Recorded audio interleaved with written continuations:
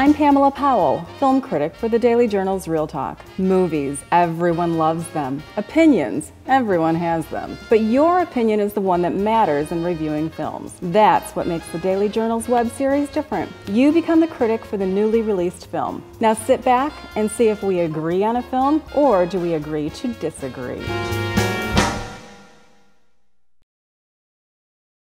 Thanks for joining us for another episode of the Daily Journal's Real Talk. I'm Pamela Powell. Burnt stars the blue-eyed wonder boy Bradley Cooper in a less than palatable cooking film full of flubs and undercooked storylines. The writing of Stephen Knight, gourmet food preparation, and Cooper can't save this movie meal from being tossed into the garbage.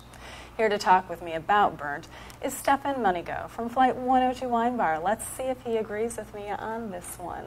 Welcome, Stefan. Thanks for joining us today. Thank you for having me. Now, having worked around restaurant situations and bartending, have you ever experienced all the different kinds of temper tantrums and the destruction of material and food that we saw in the movie Burnt? I've seen a lot of big temper tantrums, though. We've seen dishes thrown across rooms. I loved every minute of it, the heat, the pressure, the violence.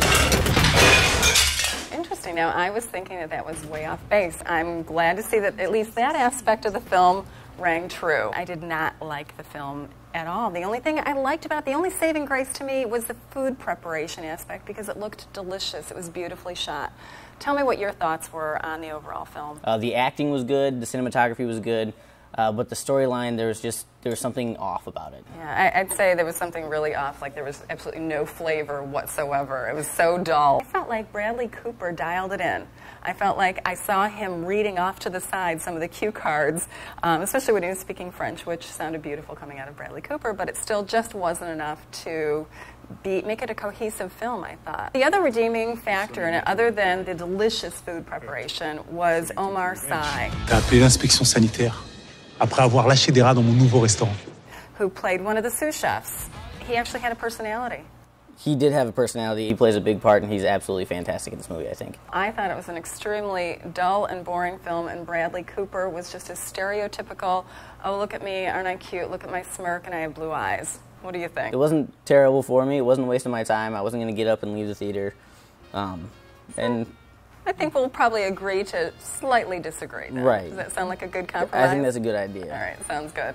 That's it for another Real Talk. Join us next week when Doug Rodinus and Chuck Collins joins me to talk about the new Bond film, Spectre.